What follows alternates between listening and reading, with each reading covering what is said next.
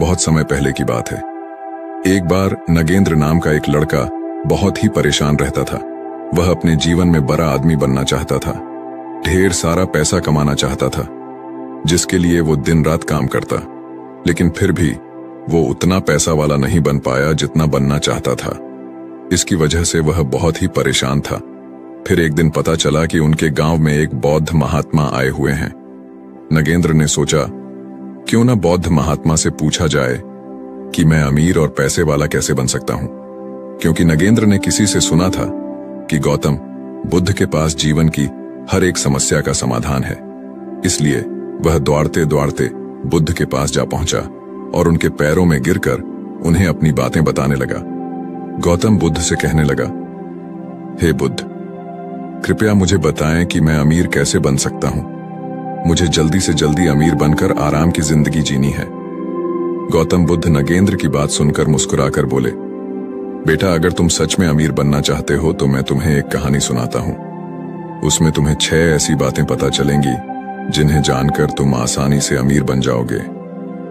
एक गांव में एक बड़ा ही चतुर नाय रहा करता था और एक पंडित जी से उसकी गहरी मित्रता थी।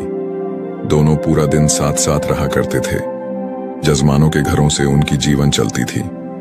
एक बार ऐसा समय आया कि काफी दिन बीत गए, पर किसी जजमानों ने उन्हें नहीं बुलाया। अब तो उनके आगे रोजी रोटी का संकट खड़ा हो गया। परिवार को कैसे पाले ये समस्या बनी हुई थी।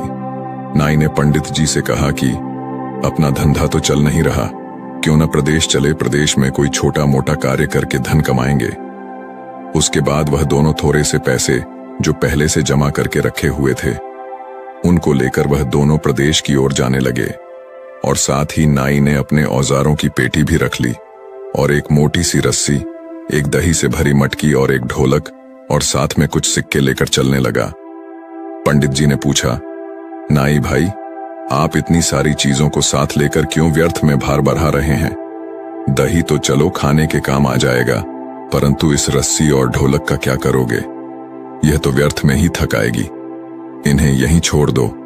नाई कहने लगा, महाराज जी, कोई भी चीज व्यर्थ नहीं होती, बस उसको सही समय पर इस्तेमाल करना आना चाहिए। कई बार हम लोग कुछ चीजों को व्यर्थ समझकर फेंक देते हैं या उनका सही समय पर इस्तेमाल नहीं कर पाते, इसलिए वह हमें व्यर्थ लगती है। पंडित जी ने सोचा, चलो ठीक ही है, जब भी मनोरंजन करने की इच्छा होगी तब ढोलक बजाकर मुजरा करेंगे। इस प्रकार नाई और पंडित शहर जाने लगे। चलते चलते रास्ते में उन्हें एक सुअर का बच्चा दिखाई दिया। नाई ने उस सुअर के बच्चे को भी पकड़कर अपने थैले में रख लिया। पंडित जी को फिर ऐतराज हुआ, कहने लगे, अरे नाई मित्र, अब इस सुअर के बच्चे का क्या करोगे? खुद के खाने का तो इंतजाम नहीं है, इसे कहां से खिलाओगे? तभी नाई बोला, कोई बात नहीं, मैं सब संभाल लूंगा, आप तो बस मेरे साथ चलिए। यदि कोई ग्राहक मिल गया तो उसे बेचकर पैसा कमा लेंगे। इस प्रकार पंडित जी को समझाकर वो दोनों शहर के नजदीक पहुंच गए। शहर में पहुंचने पर उन्हें पता चला कि यहाँ का जो राजा है, उसके पुराने महल में रात को एक राक्षस आता है जो महल में रहने वाले लोगों को खा जाता है। अब तक हजारों लोगों को खा चुका है। राजा ने पूरे शहर में यह डंडो पिटवा रखा था कि जो कोई उस महल में ठहरकर राक्षस को मार डालेगा या भगा देगा तो राजा उस बहादुर व्यक्ति के साथ अपनी बेटी का विवाह कर देगा और आधा राजपाट भी दे देगा। राजा की घोषणा सुनकर नाई ने पंडित जी से सलाह ली और बोला, महाराज जी, जीवन में बड़ा आदमी बनने के अवसर 1-2 बार ही आते हैं। यदि किसी व्यक्ति ने उन्हें गंवा दिया तो वह कभी बड़ा आदमी नहीं बन सकता। आज वही अवसर हमें आवाज देकर बुला रहा है। यदि हम राक्षस को मारने में या भगाने में सफल हो गए तो जीवन भर बैठकर राज करेंगे। नाई की बात सुनकर पंडित जी बोले, अरे मूर्ख, यह अवसर हमें बुला नहीं रहा है, बल्कि हमारी मौत हमें बुला रही है। यदि हम राज्य और राजकुमारी के लालच में आ गए तो वो राक्षस जरूर हमें खा जाएगा। अक्सर लालच के कारण ही व्यक्ति विपत्ति में पड़ता है। जैसे जीव के लालच में मछलियां कांटे में फंसती हैं, दाने के लोभ में पड़कर पक्षी जाल में फंसता है। मौत और विपत्ति हमेशा लालच देकर ही जीवों को फंसाती है। जो बुद्धिमान व्यक्ति होते हैं वह इस तरह के लालच में कभी नहीं पड़ता। वो कहीं मेहनत मजदूरी करके खा लेंगे, कम से कम जीवन तो सुरक्षित रहेगा। तभी फिर नाई भाई कहने लगा, अरे महाराज, एक बात सुनो, नदी पार वही करते हैं जो उसमें तैरते हैं। डर कर किनारे पर रहने वाला व्यक्ति कभी नदी को पार नहीं कर सकता। साहसशील व्यक्ति बड़े होने का सपना तो देख सकता है, पर बड़ा नहीं बन सकता।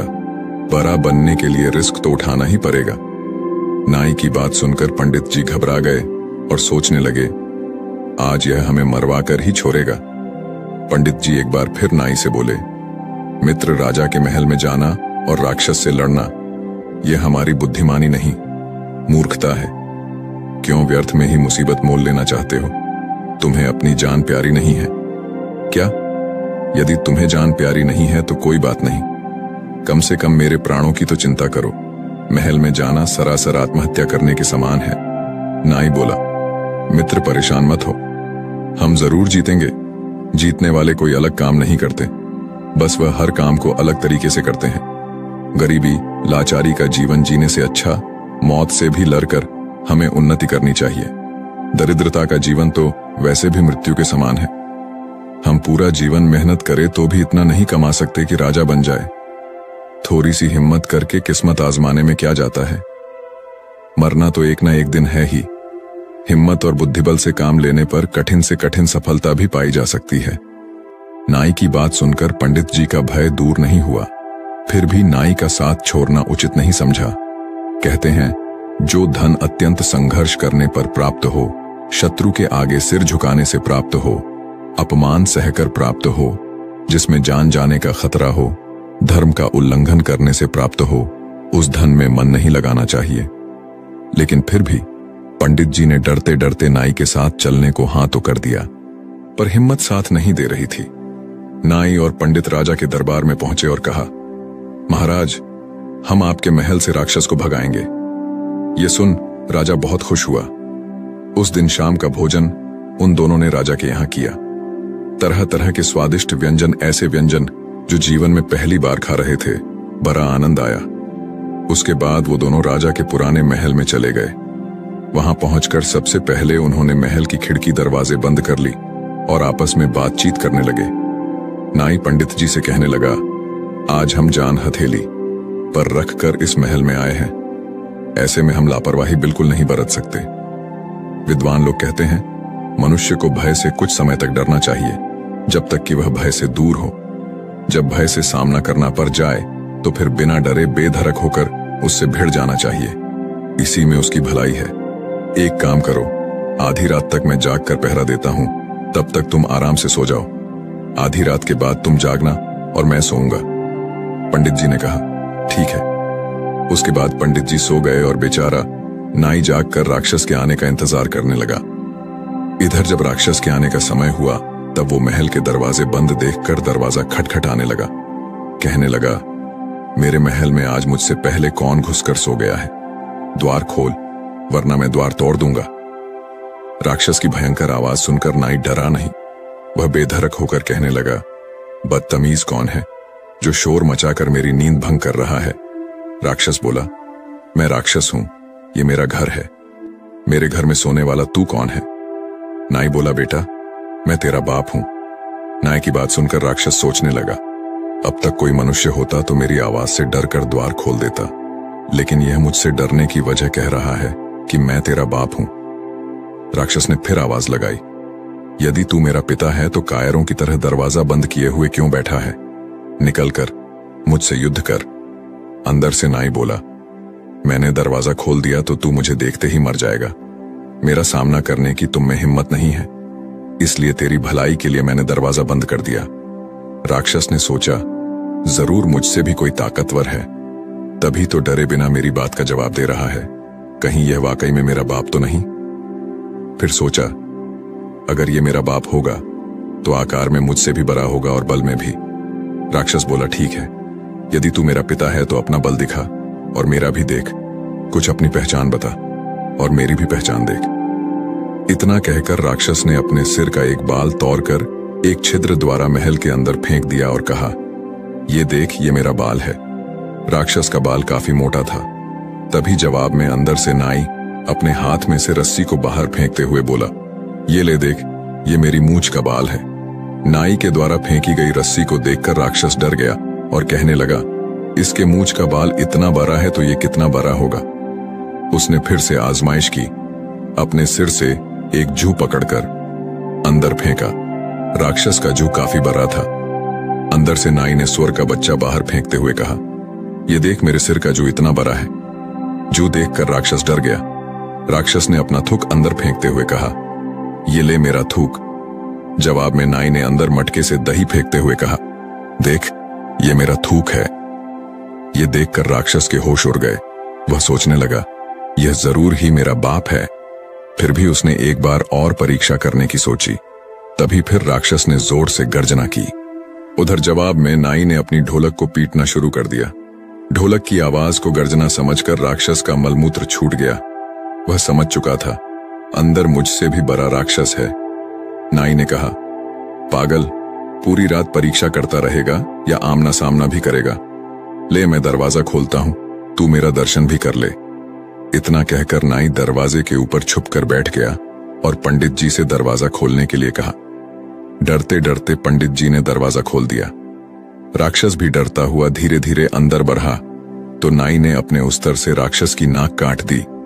वो राक्षस नाक पकड़कर रोता हुआ चिल्लाता हुआ वहां से भाग खड़ा हुआ और बोला, अब मैं यहां कभी नहीं आऊंगा, यह महल तुम ही रख लो। नाई बोला, खबरदार आना भी मत, अगर आया तो अगली बार तुझे जिंदा नहीं छोड़ूंगा।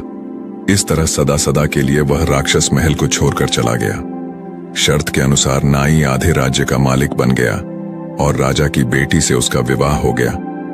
उसने अपने मित्र पंडित को अपना मंत्री बना लिया और राजा के रूप में नाई अपने मंत्री पंडित से कहता है कि इन 4 बातों को सदैव ध्यान रखना तो कभी गरीब नहीं रहोगे। पहली बात, अवसर को पहचानना चाहिए, उसे पकड़ने का प्रयास करना चाहिए और जो उसके पास है उसे व्यर्थ की चीज समझकर सही समय पर इस्तेमाल में लेना चाहिए। दूसरी बात, हिम्मत के साथ बुद्धि बल से काम लेना चाहिए। बिना बुद्धि बल के सहायता से शूरवीर भी हार जाते हैं। बुद्धि से मनुष्य छोटा होकर भी बड़े से बड़े को बड़ा कर सकता है। तीसरा बात, सदैव सोच बड़ी रखो, छोटा सोचने वाला कभी बड़ा नहीं बन सकता।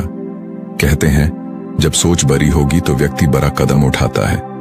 चौथी बात, अमीर बनने के मार्ग में यह 5 चीज बाधाएं बनती हैं। पहला, लापरवाही, दूसरा बीमारी, तीसरा असंतोष, चौथा बुझदिल, 5वां अपनी जन्मभूमि से प्यार। उसके बाद बुद्ध ने नगेंद्र से कहा, यदि इन बातों को तुमने ठीक से समझ लिया तो जीवन में कभी भी गरीबी का मुंह नहीं देखना पड़ेगा। आप धीरे धीरे धनवान बनते चले जाओगे। बुद्ध की सारी बातें नगेंद्र के समझ में आ गईं। उसके बाद नगेंद्र ने अपने जीवन में उन्हीं 4 बातों को अपनाया और वह धीरे धीरे अमीर बनता चला गया। दोस्तों, अगर आप भी अमीर बनना चाहते हैं तो बस इन 4 बातों को गांठ बांध लीजिए। उसके बाद आपको अमीर होने से कोई नहीं रोक सकता। तो दोस्तों, उम्मीद है इस वीडियो से आपको काफी कुछ सीखने को मिला होगा और अगर कुछ सीखने को मिला हो तो हमारे इस वीडियो को लाइक, शेयर और बुधा स्टोरियन चैनल को सब्सक्राइब जरूर कर लीजिएगा और साथ ही कमेंट में नमो बुद्धाय जरूर लिखिएगा। धन्यवाद।